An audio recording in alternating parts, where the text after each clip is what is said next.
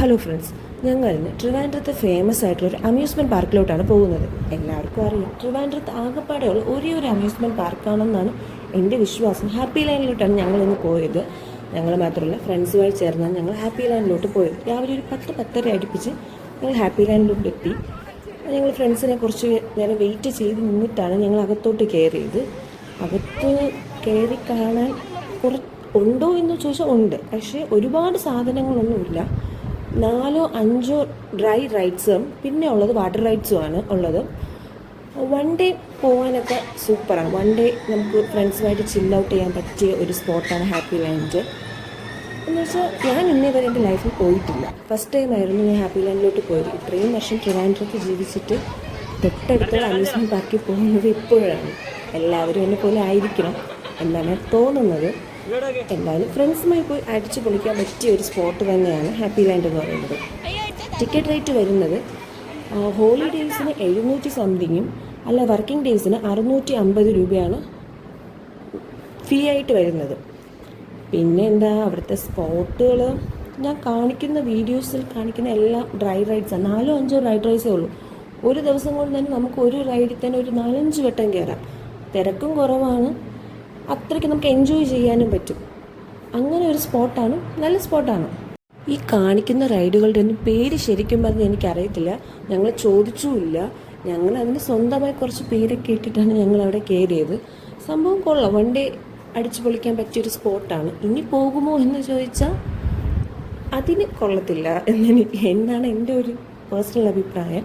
One day പോയി അടിച്ചു പൊളിക്കാം. പിന്നെ വെക്കേഷൻ ആയതുകൊണ്ട് അതിൻ്റെ ചെറിയ ചെറിയ തിരക്ക് മാത്രമേ ഉണ്ടായിരുന്നുള്ളൂ. സംഭവം കൊള്ളായിരുന്നു. ഞാൻ പറഞ്ഞില്ലേ, 4-5 റൈഡ് മാത്രമേ അവിടെ ഉണ്ടായിരുന്നുള്ളൂ. ആ 4-5 റൈഡ് എന്ന് പറയുന്നതിൽ ഒന്ന് ഈ ഊഞ്ഞാലാണ്.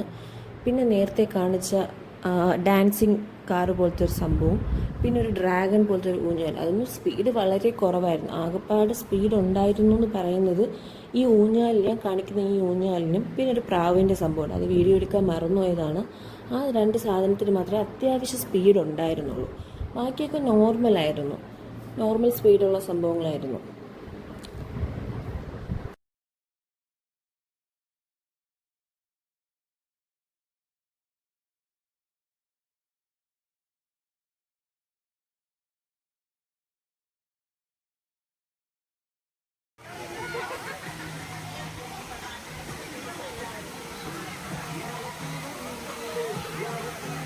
റൈഡ്സ് കുറവായതിൻ്റെ ഒരു അഡ്വാൻറ്റേജ് ഞാൻ പറയാം. ഒരു റൈഡിൽ കയറാൻ നമുക്ക് ഒരുപാട് ടൈം കിട്ടും. എന്നുവെച്ചാൽ നമുക്ക് ക്യൂ നിൽക്കേണ്ട, കയറാൻ പറ്റുമോ എന്ന് ടെൻഷനൊന്നും വേണ്ട. സാവകാശം കയറിയാൽ മതി. പിന്നെ മിറർ വർക്കുള്ള സംഭവമാണ്, നമ്മൾ വഴി കണ്ടുപിടിച്ച് പോകണം, അങ്ങനത്തെ സംഭവങ്ങളൊക്കെ ഉണ്ട്. അതൊക്കെ സെറ്റ് സാധനങ്ങളായിരുന്നു. അവിടെ കിടന്ന് നമ്മൾ കുറേ ഡാൻസ്, പക്ഷെ നമുക്ക് അറിയത്തില്ലല്ലോ. നല്ല രസത്തിലുള്ള മിറർ വർക്കിൻ്റെ സംഭവം ഉണ്ടായിരുന്നു. പിന്നെ ഒരു 5D ഉണ്ടായിരുന്നു. 5D ഒക്കെ വേറെ ലെവലായിരുന്നു. അതൊക്കെ സെറ്റ് സാധനമായിരുന്നു. 2-3 സ്പോട്ടൊക്കെ അടിപൊളിയായിട്ടുള്ള 2-3 സാധനങ്ങൾ അവിടെ ഉണ്ടായിരുന്നു. അതിലൊന്നാണ് 5D എന്ന് പറഞ്ഞത്. 5D നമുക്ക് കാണുന്ന 5D സൂപ്പറായിരുന്നു.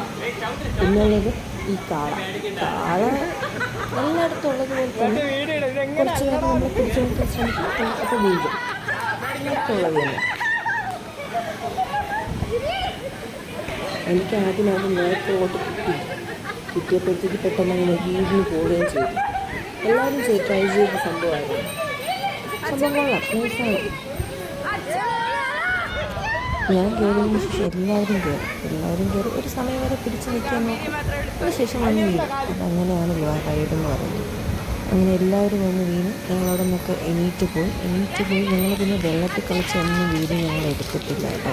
അല്ല, ഫോൺ നമ്മൾ സ്റ്റോർ റൂമിൽ കൊണ്ട് വയ്ക്കുമ്പോൾ പിന്നെ ഫോണില്ലാത്തതുകൊണ്ട് ഞങ്ങൾക്ക് ഫോണിലുള്ള വെള്ളത്തിൽ കളിക്കുന്ന ഫോണിൻ്റെ വീഡിയോസൊന്നും എടുക്കാൻ പറ്റിയില്ല. ഓൾറെഡി അത് എടുക്കാൻ പാടില്ലെന്ന് അവിടെ എഴുതി വെച്ചിട്ടുണ്ടായിരുന്നു.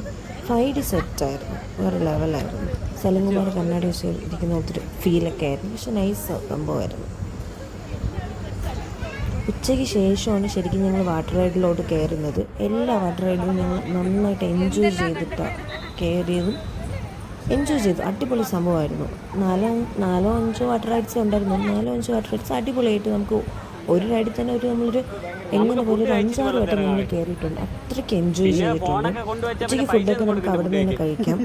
അതിനുശേഷം ഞങ്ങളൊരു 6 മണിക്കാണ് അവിടെ നിന്ന് കറക്റ്റ് 6 മണി അവർ ഇറങ്ങി പോകാൻ പറയുന്നത് വരെ ഞങ്ങൾ ആ വെള്ളത്തിൽ കിടന്നിട്ട് ഞങ്ങൾ കൊടുത്ത പൈസ ഞങ്ങൾക്ക് വെറുത്താക്കണമല്ലോ എന്ന് ആ ഒറ്റ ലക്ഷ്യത്തിൽ ഞങ്ങൾ 6 മണിയാവുന്നത് വരെ ഞങ്ങൾ വെള്ളത്തിൽ തന്നെയാണ് കിടന്നത്.